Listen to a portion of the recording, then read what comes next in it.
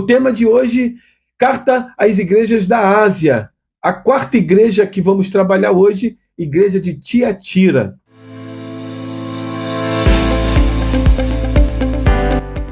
E essa igreja, ela tem algumas características e ela está registrada aqui no livro de Apocalipse, capítulo 2, a partir do versículo 18. E eu vou ler com você. Se você estiver com a sua Bíblia, abra ela, Apocalipse, capítulo 2, versículo 18, que diz assim a palavra do nosso Deus, o Eterno. Ao anjo da igreja em Tiatira escreve: assim declara o Filho de Deus, cujos olhos são como chama de fogo e os pés como bronze reluzente. Conheço as tuas obras, o teu amor, a tua fé, o teu ministério e a tua perseverança, bem como sei que estás servindo muitos, muito mais agora do que no princípio. No entanto, tenho contra ti o fato de que toleras Jezabel, aquela mulher que se diz profetiza, porém, com seus ensinos induz os meus servos à imoralidade sexual e a comerem alimentos sacrificados a ídolos. Concedi-lhe tempo para que se arrependesse da sua prostituição, mas ela não quis arrepender-se. Portanto, eis que farei adoecer e enviarei grande aflição sobre aqueles que com ela cometem adultério, a não ser que se arrependam das suas más ações.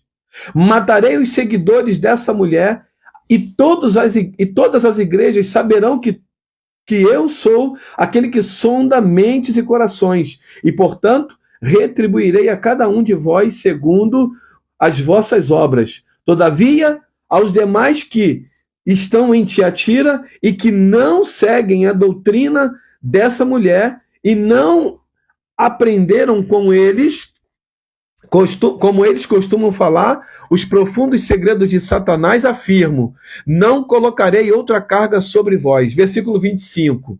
Então somente apegai-vos com firmeza ao que tendes até que eu venha. Ao vencedor, aquele que permanecer nas minhas obras até o fim, eu lhe darei autoridade sobre as nações. Ele governará com cetro de ferro e as reduzirá a pedaços como se fossem vasos de barro.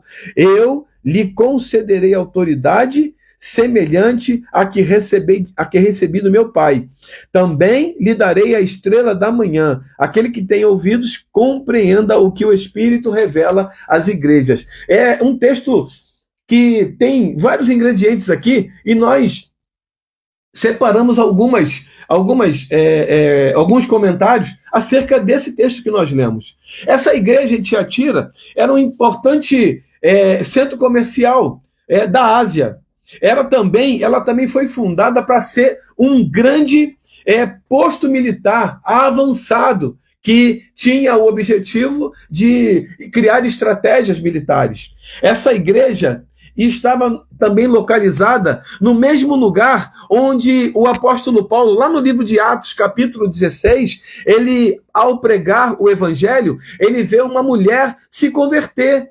Essa mulher era Lídia. Lídia, você lembra, né? Lídia de Tiatira. Ela era essa mulher que morava nessa cidade. Não somente ela, mas toda a sua família fora alcançada pelo amor de Deus através da pregação do apóstolo Paulo. E aí, esse lugar era um lugar muito famoso, era um lugar que tinha uma história, e esse lugar agora está sendo alcançado por essa carta escrita pelo apóstolo João, através, depois, né, dessa revelação que Jesus dá ao apóstolo João.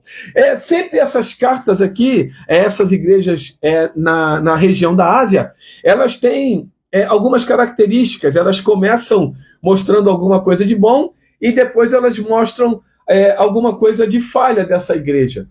Com exceção de uma única igreja que a gente vai falar lá na frente, todas as outras tinham algo bom, mas, né, ou seja, tinha algo que essas igrejas cometiam que deixava uma mancha, né, no seu caminho, um rastro no seu caminho. E o apóstolo Paulo estava pontuando essas questões. E aqui, no versículo do 19 ao 20, Jezabel é lembrada aqui exatamente, não a mulher, mas exatamente no sistema, no procedimento, na maneira de agir, que era a Jezabel do passado. Jezabel, esposa de Acabe, você lembra nos tempos de Elias? Aquela mulher era uma mulher que dominava, através da sua influência maligna, ela dominava Acabe e, consequentemente, todas as pessoas daquele reino. Ela, com o seu poder de manipulação, ela conseguia fazer com que Acabe tomasse decisões que eram contrárias à vontade de Deus. Você lembra disso, né? Então, Elias, ele se levanta contra o rei Acabe, e aí depois Jezabel, ela ameaça matá-lo, da mesma forma como Elias matou aos mais de 450 profetas de Baal. Então, Elias foge, você conhece a história. Então, esse mesmo modelo de pessoa, de mulher, que é Jezabel, quando a gente se refere a alguém que está trazendo algum tipo de manipulação, ou de promiscuidade, ou de imoralidade sexual, a gente fala, essa Jezabel, a gente quer mencionar aquela pessoa que estava no passado, que tinha a mesma prática. E essa mulher aqui, ela tem as mesmas atitudes, infiel a Deus, manipula pessoas, ela tem práticas pagãs, e nesse lugar onde a idolatria e o materialismo, ele imperava. Então, essas tentações, elas estavam muito afloradas nesse lugar. E Jezabel, essa mulher, esse império, esse sistema, ela dominava também esse momento em Tiatira, nessa igreja em Tiatira. E aí, o apóstolo João, ele diz categoricamente, no entanto, tenho contra ti o fato de que toleras Jezabel. Não era uma mulher, mas era um sistema, um processo, algumas práticas que essas pessoas tinham, que eram exatamente daquela forma. O apóstolo Paulo, escrevendo essa carta, que era uma revelação, ele vai dizer assim: matarei os seguidores dessa mulher. Então, os discípulos dessa mulher, eles iam morrer, eles seriam mortos, porque estavam seguindo uma doutrina que tinha, assim, que era totalmente contrária àquilo que Deus havia estabelecido. E aí, aqui nesses versículos seguintes, aqui, ó: tão somente apegai-vos com firmeza ao que tendes, até que eu venha. Então, o apóstolo João escreve dando oportunidade para que aquela igreja se arrependesse, para que aquela igreja não entrasse por essas práticas de Jezabel, para que aquela igreja não não cometesse os mesmos erros que alguns estavam cometendo. E aí ele diz, ao vencedor, aquele que permanecer nas minhas obras até o fim. Aqui eu entendo exatamente aquilo que está no capítulo 24 de Mateus. O evangelista, né, Mateus, ele escreve categoricamente: por aumentar a iniquidade, o amor de muitos esfriaria. Ele reconhece que aquela prática, né, errada das pessoas estava fazendo com que o amor de algumas pessoas diminuísse, enfraquecesse, mas ele continua dizendo: mas aquele que permanecer até o fim. O desafio para mim, e eu sempre falo isso, na minha fala eu não mudo, o desafio para mim e para você não é começar bem, e algumas pessoas vão começar bem, mas elas precisam também terminar bem. Esse é o desafio para mim e para você. Mas aquele que perseverar até o fim, não é no meio, não é 90%, é até o fim. Nós já falamos isso em outras lives, repetimos, porque isso é desafiador. É o que eu e você precisamos fazer todos os dias, a despeito de todas as coisas que nós vemos acontecer ao nosso redor. Nós precisamos nos manter firmes diante dos desafios, porque existe um prêmio, algo proposto para mim e para você, depois de tudo isso.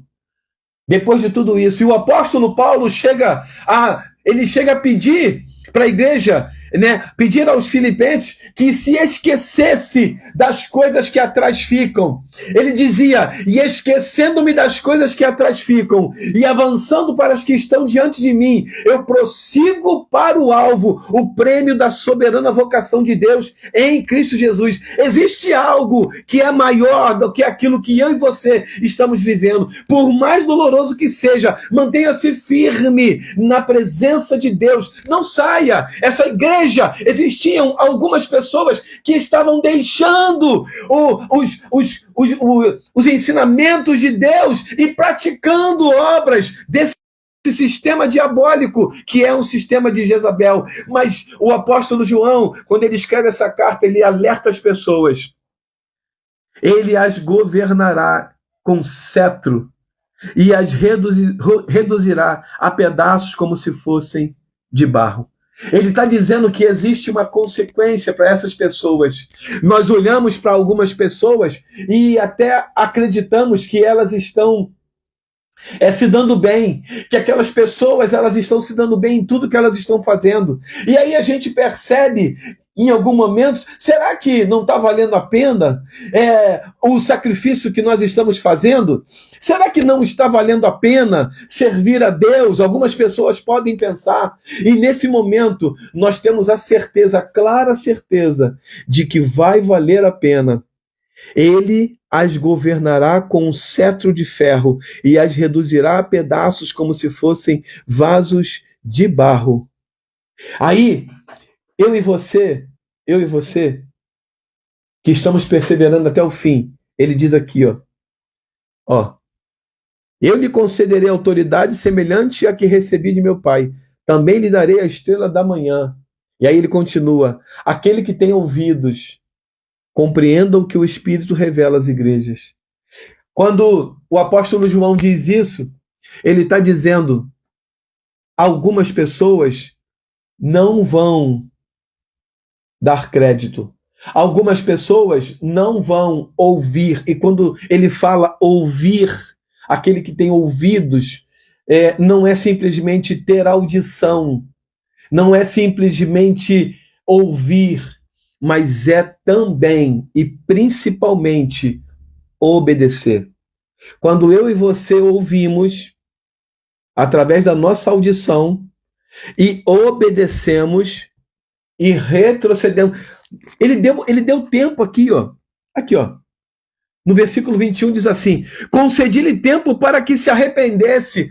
Jesus, ele está dando tempo para que essas pessoas que cometem práticas que contrariam a vontade de Deus, ele está dando tempo para essas pessoas se arrependerem. E as misericórdias do Senhor são a causa de não sermos consumidos, porque as suas misericórdias se renovam a cada manhã. As misericórdias do Senhor se renovam na minha vida e na sua vida. E elas são a causa de nós não sermos consumidos. Não é por causa da nossa competência, não é por causa do nosso intelecto, não é por causa da nossa formação acadêmica, por causa da nossa força física, não, é por causa da misericórdia de Deus. Ele olha para mim e para você e ele dá tempo dessas pessoas e de nós mesmos nos arrependermos, voltarmos e recomeçar tudo de novo.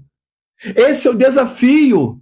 Ele dá tempo e ele diz, apesar das adversidades, apesar de todo o sofrimento físico, emocional que você possa viver, apesar de todas as situações desfavoráveis que possam se levantar na tua vida, o desafio é permanecer firme até o fim, porque Jesus vai voltar. E se ele vai voltar, eu preciso estar pronto para ouvir dele. Vinde benditos de meu Pai. E é isso que eu preciso entender. As conquistas que temos aqui nessa terra, as situações que vivemos de vitória, tudo aquilo que nós conseguimos conquistar ao longo da nossa vida, isso tudo é muito bom, muito importante. Mas não é o mais importante. não é o mais importante. Tudo aquilo que nós conquistamos nessa terra vai ficar nessa terra. O que vai valer é como nós percorremos esse caminho. Como? Obedecendo ao Senhor, dando crédito à palavra dele, ou desobedecendo o Senhor. Eu posso ter todos os argumentos que eu quiser para justificar a minha saída, para justificar o meu abandono, para justificar o fato de deixar a obra do Senhor. E quando eu digo deixar, eu não estou falando de mudar de lugar, eu estou falando de deixar, abandonar. Não quero mais fazer. Eu posso ter todos os argumentos cabíveis para mim, mas eles nunca serão suficientes perante o Senhor. Ele vai perguntar para mim, eu entendo tudo isso, mas por que você abandonou? Por que você largou? Por que você saiu do caminho? Aí ele vai, e aí eu não tenho como falar, não tenho como justificar. Então o desafio para mim e para você, que foi um desafio para essa igreja em Tiatira, é perseverar até o fim. E ele, o Senhor, ele está nos dando todos os dias oportunidade de voltarmos e recomeçar tudo de novo. Recomeçar não é vergonha, recomeçar é declarar para o Senhor: Senhor, eu estava fazendo aqui, eu fiz tudo errado, ou então errei aqui, eu quero fazer de novo. E você começa de novo. O problema é quando nós não atentamos. Aquele que tem ouvidos, compreenda o que o Espírito diz à igreja, ou às igrejas. O problema é quando nós não atentamos, não ouvimos. E quando eu falo ouvir, é obedecer. Ele nos dá a capacidade de ouvir, e aí você vai falar assim, mas e aqueles que não ouvem? Todos, eles vão ouvir através das mãos, né, da linguagem dos sinais. Então todos vão ouvir. E ouvir não significa apenas ter audição, significa dar crédito e obedecer. Então siga obedecendo o Senhor. Siga reconhecendo que você depende dele. Siga reconhecendo que sem ele você não pode fazer absolutamente nada. Siga reconhecendo que você precisa perseverar até o fim para alcançar o que está proposto pelo Senhor. Amém? Deus abençoe a tua vida.